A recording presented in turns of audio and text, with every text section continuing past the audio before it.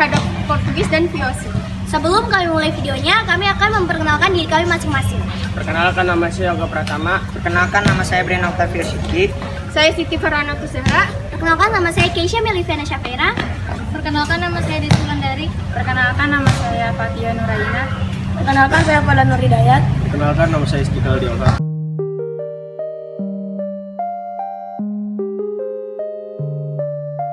Perlawanan terhadap Portugis.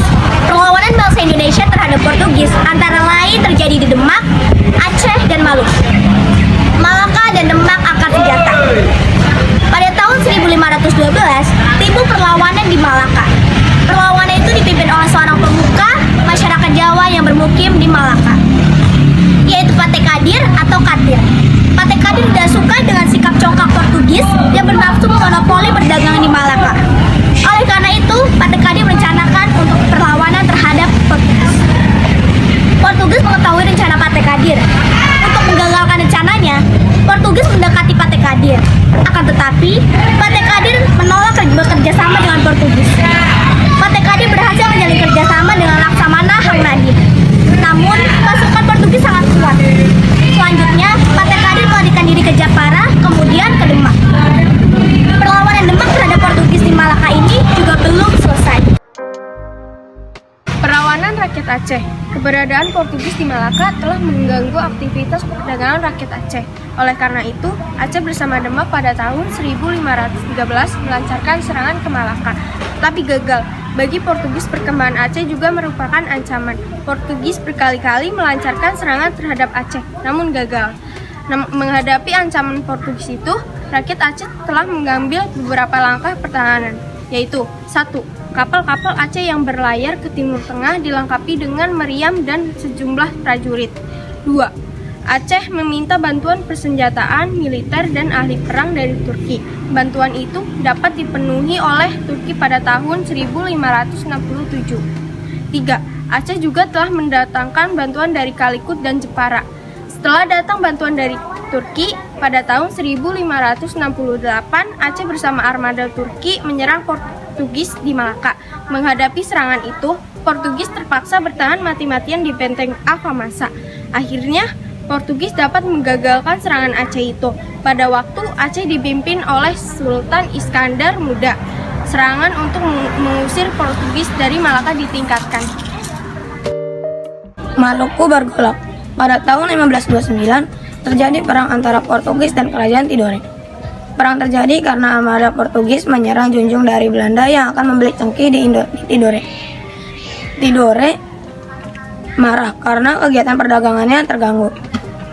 Dalam perang itu, Portugis bersekutu dengan Ternate dan Bacan, sedangkan Tidore dibantu oleh Spanyol.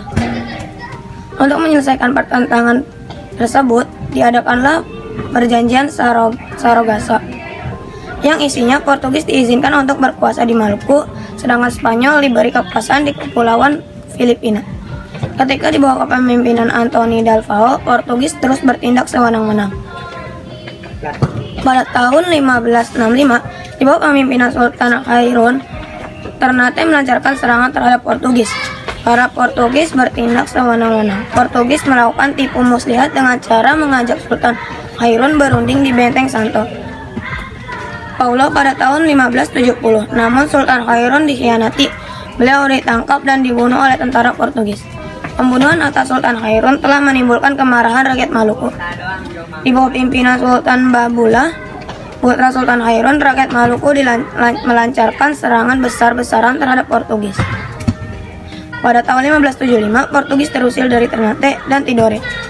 Orang-orang Portugis pindah ke Ambon sampai tahun 1605. Akhirnya Portugis terdesak oleh Belanda dari Ambon menuju Timur.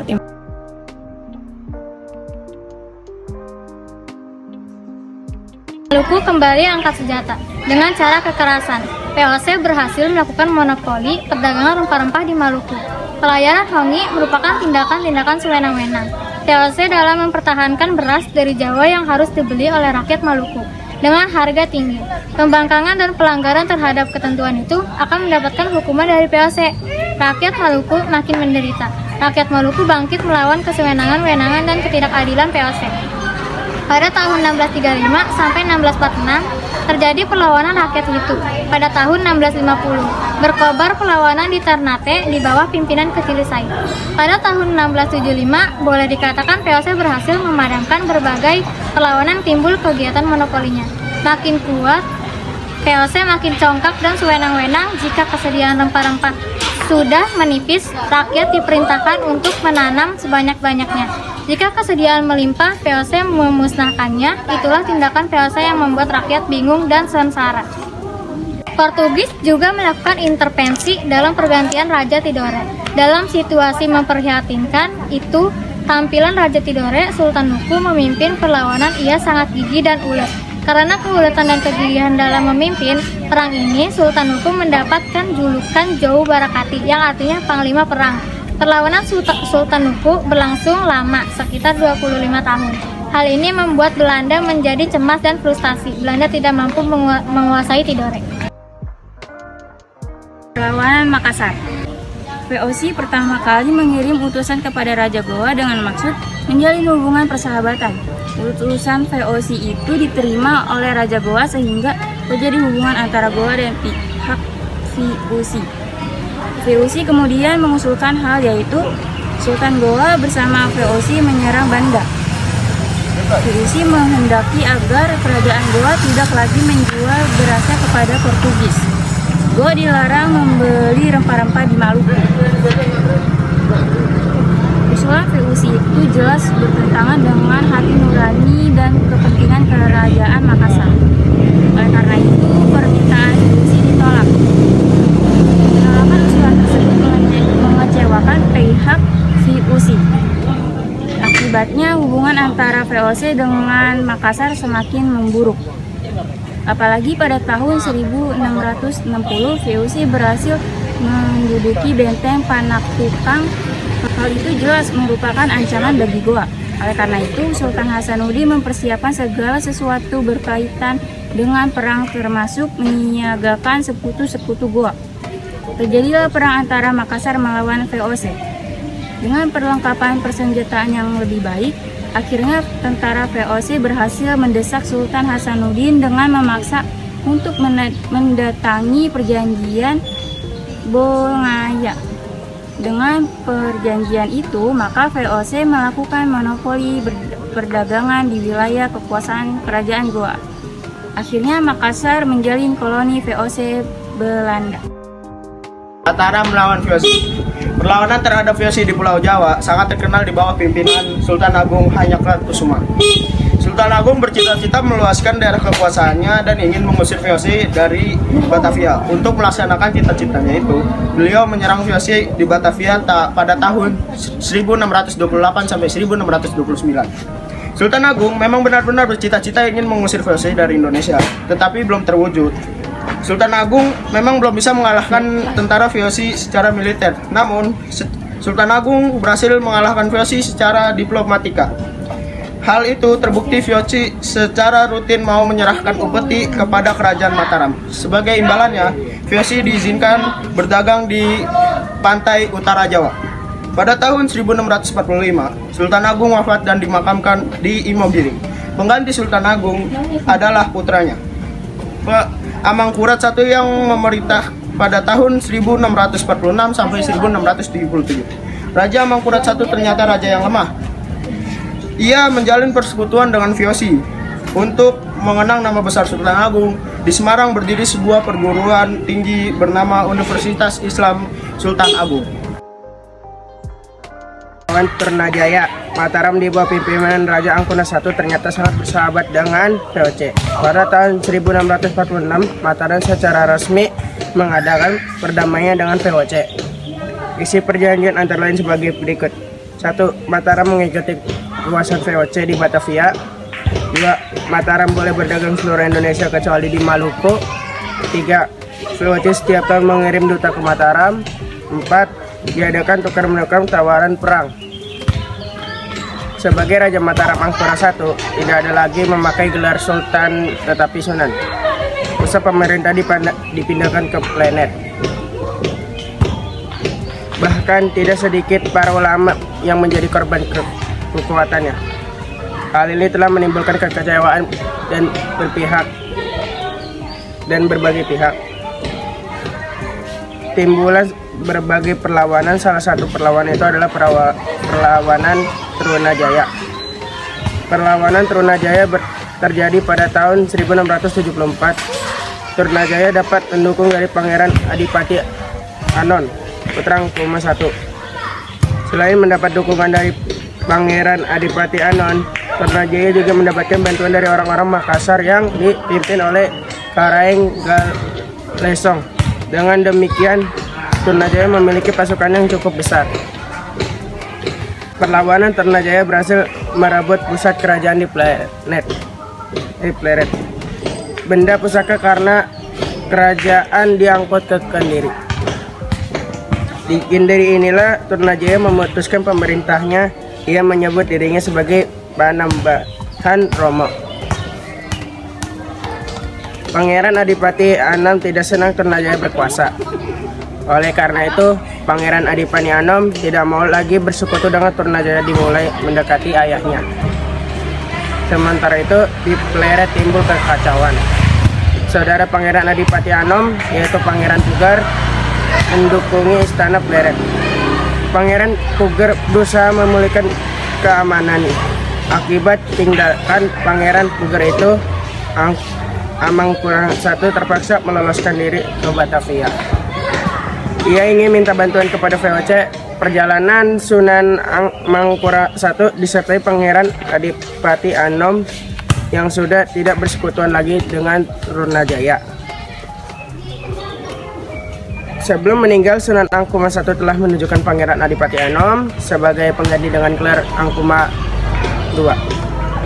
Amangkurat II. Untuk memadamkan perlawanan Trunajaya, Amangkurat II meminta bantuan VOC. Karena itu, pada tahun 1677 terjadilah perundingan antara Angkuma II dan VOC. Isi perundingan itu antara lain sebagai berikut. 1. VOC mengakui Amangkurat II sebagai Raja Mataram dan akan membantu merangi musuhnya. 2. Amangkurat II mengizinkan VOC berdagang di Mataram tanpa dipungut pajak. 3. Amangkurat II menyerahkan Kewarang, Priangan, Cinamuk, dan Semarang kepada VOC. 4. VOC diberi izin mendirikan loji di Mataram. Setelah perundingan ditandangi VOC, setelah menggerakkan pasukan di bawah pimpinan Antoni Hurt, pasukan VOC diperkuat oleh pasukan Arupalaka di Kapiten Jongker. Kemudian Trunajaya tersesak dan melarikan diri ke Gunung Kelut. Akhirnya Trunajaya dapat ditangkap pada tahun 1679. Trunajaya diserahkan kepada Sunan Angkuma Angkat II pada tahun 1680. Trunajaya dijatuhkan hukuman mati. Perlawanan Pangeran Mangkubumi dan Raden Mas Said. Jadi, putra Adipati Arya Mangkunegara adalah seorang pemuda yang memiliki jiwa pejuang dan anti kekuasaan di Mataram. Oleh karena itu, pada saat terjadi pemberontakan orang-orang Tionghoa, Raden Mas Said bersimpati. Latar perlawanan Pangeran Mangkubumi. Pada suatu saat, Raden Mas Said dihina oleh keluarga Kepatian dan dituduh membantu kaum pemberontakan. Raden Mas Said sakit hati. Oleh karena itu, Raden Mas Said beserta pengikutnya meninggalkan istana dan melancarkan perlawanan terhadap VOC dan penguasa Mataram. Perlawanan Raden Mas Said yang kemudian dikenal dengan sebutan Pangeran Sumber Nyawa ternyata sangat kuat dan sulit untuk dipadamkan. Oleh karena itu, penguasa Mataram mengeluarkan janji akan memberi daerah Sukawati atau Sragen kepada mereka yang bisa memadamkan perlawanan Mas Said. Sehubungan dengan janji Raja Mataram itu, Pangeran Mangkubumi sanggup memadamkan perlawanan Mas Said. Pangeran Mangkubumi dan pengikutnya ternyata berhasil memadamkan perlawanan Mas Said, terpengaruh oleh bujukan Pati Pringgalya. Pakubuwana II ingkar janji. janji akan memberikan tanah Sukawati kepada Mangkubumi tidak ditepati. Terjadilah perselisihan antara Paku Buwana kedua yang didukung Prigalaya dengan Mangkubumi yang lebih menyakitkan hati. Hal yang lebih menyakitkan hati adalah penghinaan Gubernur Jenderal Van Imhoff terhadap diri Mangkubumi. Ternyata Van Imhoff yang berkunjung ke Mataram pada tahun 1746 telah banyak ikut campur urusan kerajaan. Dengan alasan itulah Pangeran Mangkubumi berketetapan hati untuk mengadakan perlawanan. Jalanan perlawanan Pangeran Mangkubumi dan RM Said. Pangeran Mangkubumi meninggalkan Surakarta menuju Sukawati untuk menemui Mas Said. Setelah bertemu, kedua tokoh itu sepakat untuk bersama melawan VOC. Untuk memperkukuh persatuan kedua tokoh itu, Mas Said diambil menantu oleh Pangeran Mangkubumi. Dengan bersatunya tokoh Mataram itu berkobarlah pertemuan hebat melawan VOC. Tentara Pangeran Mangkubumi dan Mas Said berhasil menyerang pos-pos VOC di tepi sungai Bogowonto. Pasukan VOC di bawah pimpinan Mayor de Klerk dapat dijebak dan dibinaskan.